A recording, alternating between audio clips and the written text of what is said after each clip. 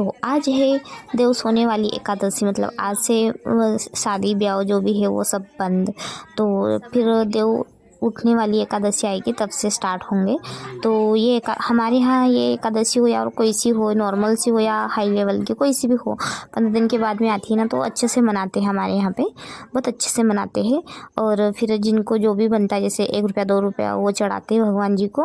और फिर हमारे यहाँ गेहूँ और मक्का, मतलब जिनको 1 लोटा या फिर 1 गिलास जो भी बनता है, वैसे जिसको गेहूँ बनता है तो गेहूँ लाते हैं, मक्का बनता है वो मक्का लाते हैं। तो इस तरह से लाते हैं हमारे यहाँ पे। और फिर इसी को बेच के और ये पैसों से मतलब जो भी मंदिर का सामान मतलब उनको अगर किसी चीज़ की ज़रूरत है तो वो इनको बेच के वो मतलब ले लेंगे, ऐसा मतलब। तो बहुत अच्छे से हमारे यहाँ पे ये कार्यक्रम होता है। अभी मतलब पता नहीं क्यों अपने अपने घर मना रहे हैं, जैसे कि कोई अच्छी वाली होगी तो वो अपने अपने घर मनाते हैं शायद। और जो ऐसी नॉर्मल सी है वो मंदिर में, हमारे यहाँ राम मंदिर है ना, वहाँ पे मनाते हैं मतलब। तो वहाँ पे भी बहुत अच्छा लगता है। हर भाई अपने अपने घर से कोई 1 गिलास दूध तो कोई तो 1 कप शक्कर वगैरह ऐसा ले जाके ना वहाँ पे, फिर वहीं पे चाय वगैरह बनाते हैं तो बहुत अच्छा लगता है। तो फिर उसके बाद मेरे बड़े पापा लगते हैं ये पोथी पढ़ रहे हैं।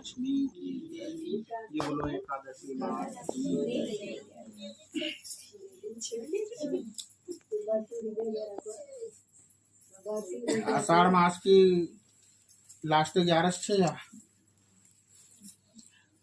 देवसरोहिणी एवं पद्मा एकादशी का महात्म्य। धर्मराज युधिष्ठिर बोले कि हे भगवान, आषाढ़ माह के शुक्ल पक्ष की एकादशी का क्या नाम है और उस दिन कौन से देवता की पूजा होती है तथा उसकी विधि क्या है, सो विस्तार पूर्वक कहिए। भगवान श्री कृष्ण बोले, हे राजन, एक समय नारद जी ने ब्रह्मा जी से यह प्रश्न पूछा था। इस एकादशी का नाम पद्मा है। इसके व्रत करने से विष्णु भगवान प्रसन्न होते हैं। मैं यहाँ एक पौराणिक कथा कहता हूँ, ध्यानपूर्वक सुनो। सूर्यवंशी मानधाता नाम का एक राजा था।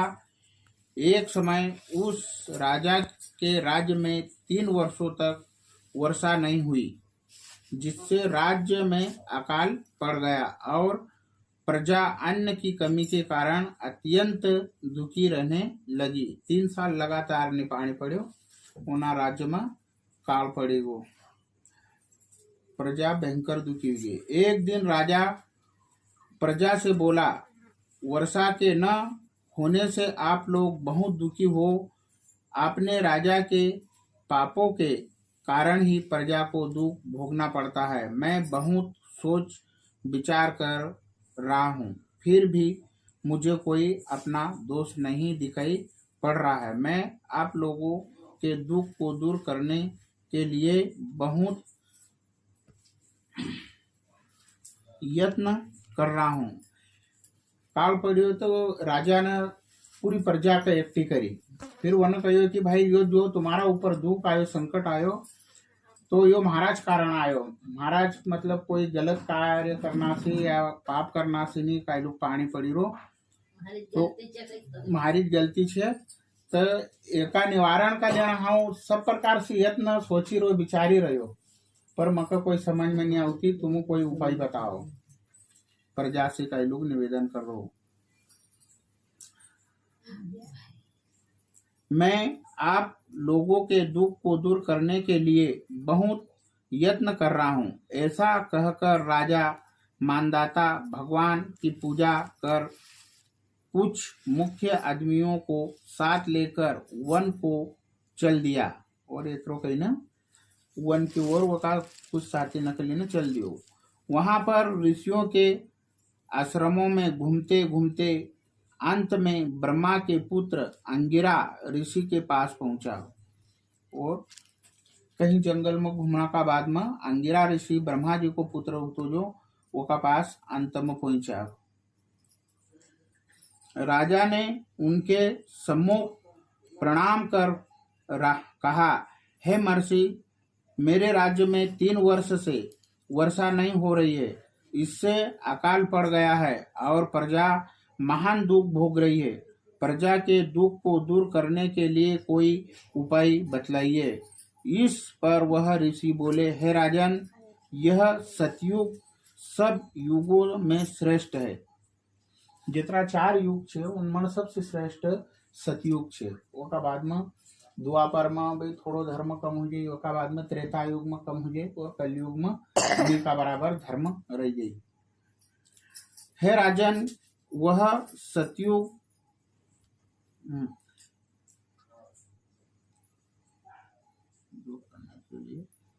इस पर वह ऋषि बोले, हे राजन, यह सतयुग सब युगों में श्रेष्ठ है। इसमें धर्म के 4 चरण सम्मिलित है, अर्थात इस युग में धर्म की सबसे अधिक उन्नति होती है। परंतु आपके राज्य में एक शूद्र अधर्म का आवरण कर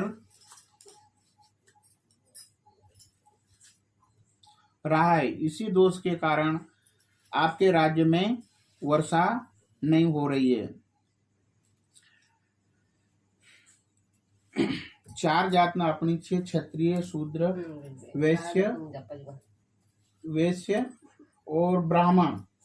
तो सतयुग में शूद्र जाति को तपस्या नहीं कर सकते थे, पर वना राजा का राज्य में शूद्र नाम को एक व्यक्ति होतो, वो तपस्या करते थे, वका कारण वका राज्य में वर्षा नहीं हुई रही थी।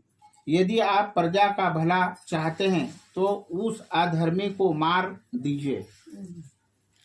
भाई अगर तू थारी प्रजा को कायलू को भलो चाहो तो हाँ भलो चाहो और ठीक करना कर तो वना अधर्मी का जो अधर्म कर रो वो का मारना तो थार राज्य में जसो तसो हो जाएगा। इस पर राजा बोला, है मुनिवरों, वह अधर्मी शूद्र है और शूद्र पर मैं शस्त्र नहीं उठा सकता। आप इस दोष से छूटने का कोई अन्य उपाय बताइए। तब महर्षि बोले, हे राजन, यदि तुम ऐसा ही चाहते हो तो आषाढ़ माह की शुक्ल पक्ष की पद्मा नाम की एकादशी का व्रत विधि पूर्वक अपनी प्रजा तथा मंत्रियों आदि सहित करो। तब राजा ने कहा कि भाई शूद्र पर हम अस्त्र शस्त्र नहीं उठाई सकते और नहीं मारी सकते, धर्म में असो नहीं है, असो कोई उपाय बताओ कि हम एना एका से छुटकारो पाई जाओ, मतलब वो कभी नहीं मारू और मारो काम भी हो जाना चाहिए। इस व्रत के प्रभाव से हे राजन, यदि तुम ऐसा ही चाहते हो तो आषाढ़ माह की शुक्ल पक्ष की पद्मा नाम की एकादशी का व्रत विधि पूर्वक अपनी प्रजा तथा मंत्रियों आदि सहित करो।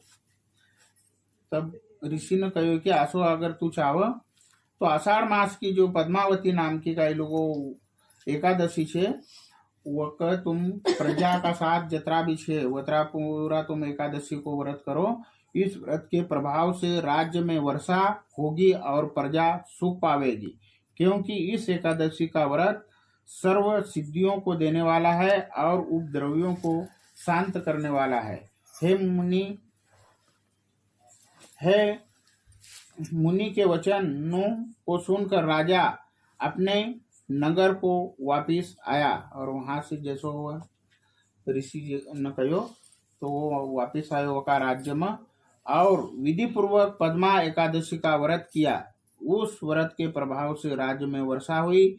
इस एकादशी को देवशयनी एकादशी भी कहते हैं।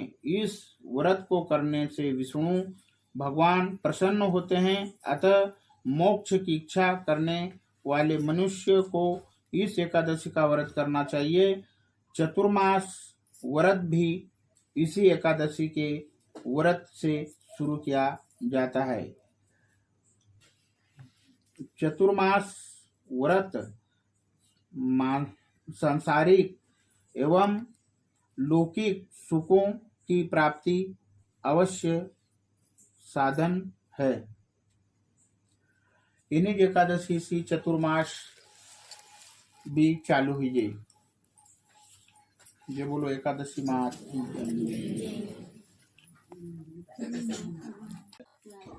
पोथी पढ़ने के बाद में फिर भैया भजन गाने लग गया। जिससे भजन गा रहे थे पर मैं ज़्यादा भजन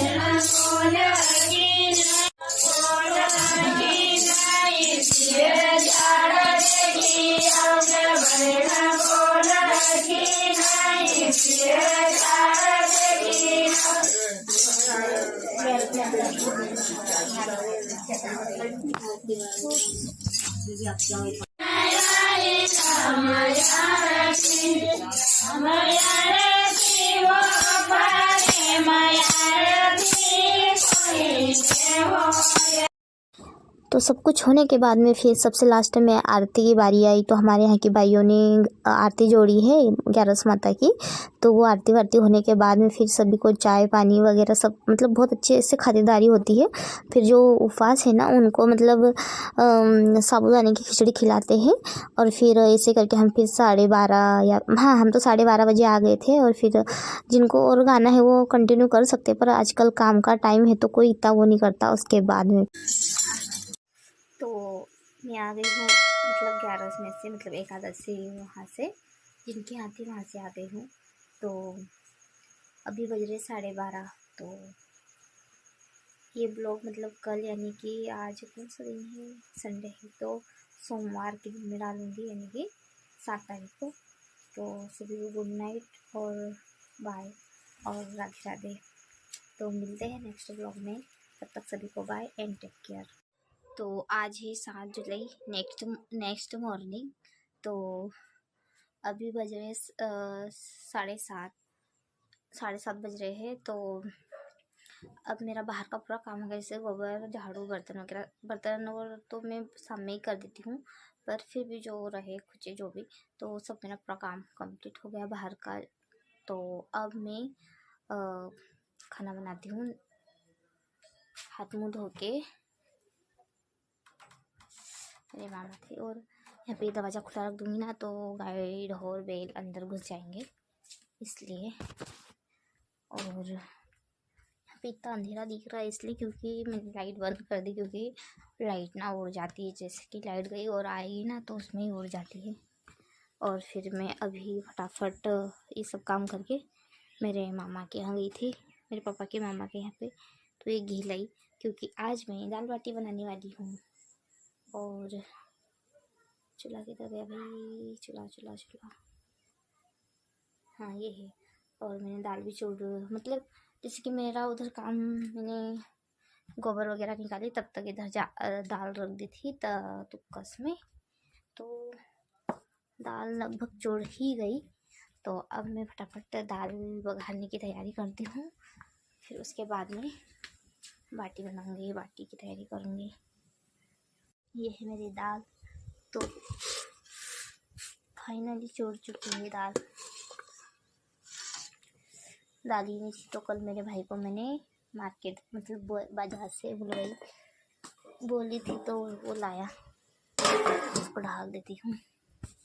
फटाफट मैं दाल बघारने की तैयारी करती हूँ, फिर बाटी बना दूँगी और उसके बाद फटाफट नहा धो के पूजा पाठ करके फिर मेरा उपवास छोड़ती हूँ, ऐसा।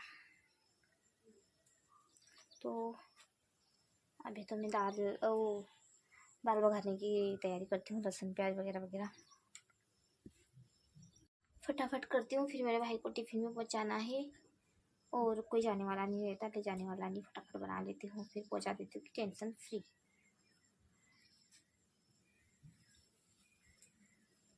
तो वो दाल भी मेरी बन चुकी है। अब यहाँ पे अंगास वो लगा के कंडे उनको भी मैंने तोड़ ली, कंडे उनको लगाना है, फिर फटाफट आटा लगा के बाटी बना दूँगी, फटाफट हो जाएगा।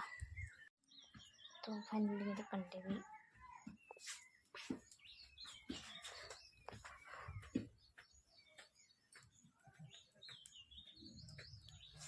लग चुके हैं। तो फाइनली मेरे कंडे भी लग चुके हैं। अब मैं फटाफट आटा लगा लेती हूँ। तो ये मेरी बाटी अब मैंने वो कर ली, आटा भी लगा ली और कंडों पे रख ली। अब ये बस इन चुनने की देरी है, बहुत गरम भी है।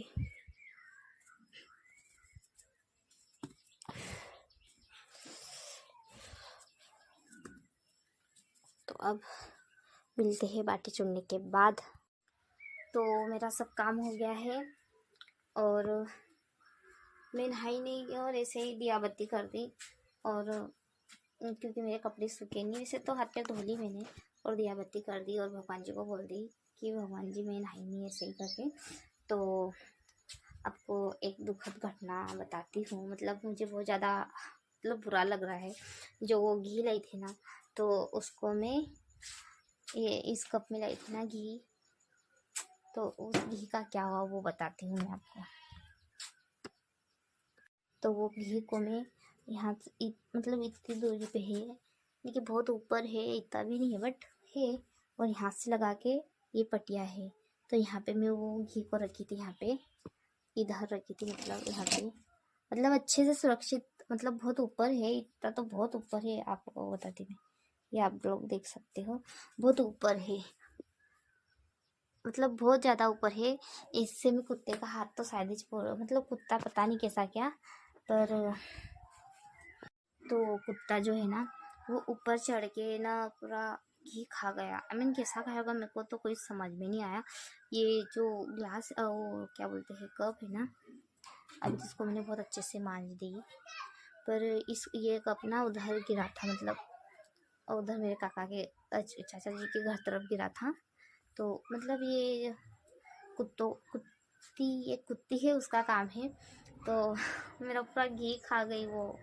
और अब मेरे किसी मतलब मेरे मामा उनके यहाँ पे सिर्फ 2 ही मामा उनके यहाँ पे भैंस यानी कि है, पर वो दूध नहीं देती ना बाकी उनके यहाँ, और 2 के यहाँ देती है, तो एक के यहाँ गर्म नहीं करी, और एक के यहाँ है तो गर्म किया हुआ था, थोड़ा सा ही था, तो फिर उन्होंने मेरे को पूरा बहुत सारा दे दिया था उन्होंने, पर मैंने कुत्ते को खिला दिया। और फिर और मेरा मन कर रहा कि मैं घी के साथ दाल बाटी खाऊं, मतलब बहुत क्या बोलते उसको चाव से खाने वाली थी मैं, पर घी खत्म।